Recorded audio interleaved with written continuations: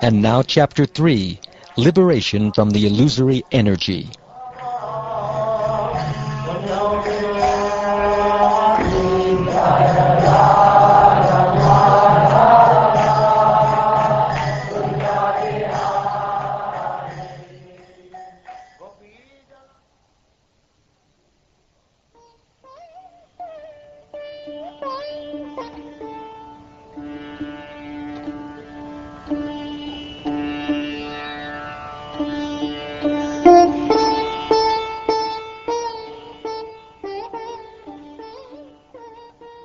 King Nimi said, "Now we wish to learn about the illusory potency of the Supreme Personality of Godhead, Sri Vishnu, which bewilders even great mystics.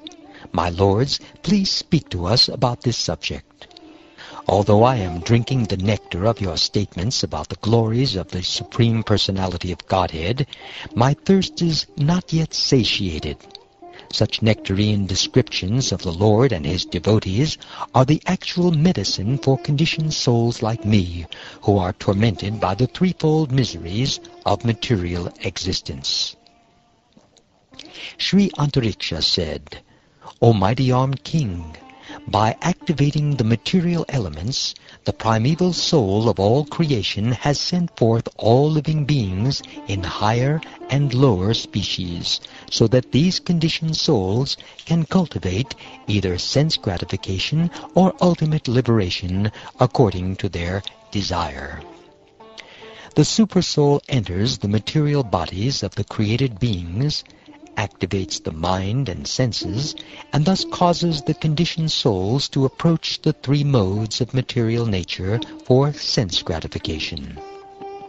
The individual living being, the master of the material body, uses his material senses, which have been activated by the supersoul, to try to enjoy sense objects composed of the three modes of nature. Thus he misidentifies the created material body with the unborn eternal self, and becomes entangled in the illusory energy of the Lord. Impelled by deep-rooted material desires, the embodied living entity engages his active sense organs in fruitive activities. He then experiences the results of his material actions by wandering throughout this world in so-called happiness and distress. Thus the conditioned living entity is forced to experience repeated birth and death. Impelled by the reactions of his own activities, he helplessly wanders from one inauspicious situation to another, suffering from the moment of creation until the time of cosmic annihilation.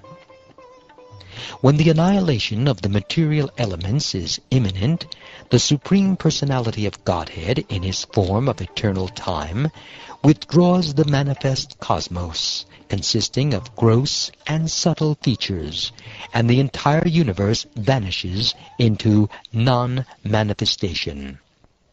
As cosmic annihilation approaches, a terrible drought takes place on earth for 100 years.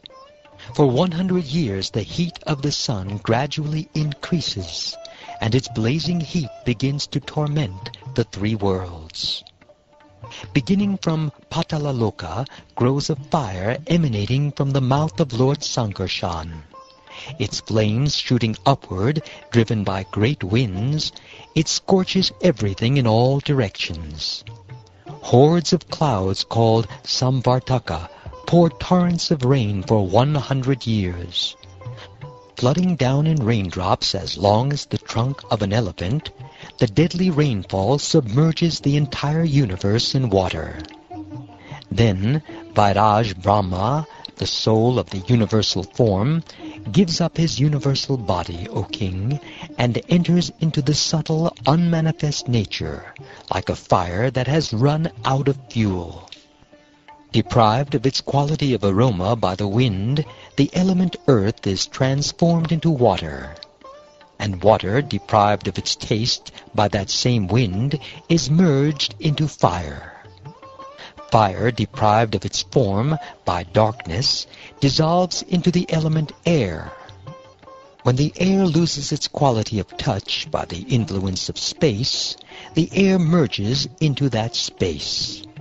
When space is deprived of its tangible quality by the Supreme Soul in the form of time, space merges into false ego in the mode of ignorance. My dear King, the material senses and intelligence merge into false ego in the mode of passion from which they arose. And the mind, along with the demigods, merges into false ego in the mode of goodness. Then the total false ego, along with all of its qualities, merges into the Mahat Tattva. I have now described Maya, the illusory energy of the Supreme Personality of Godhead. This illusory potency, consisting of the three modes of material nature, is empowered by the Lord for the creation, maintenance, and annihilation of the material universe. Now, what more do you wish to hear?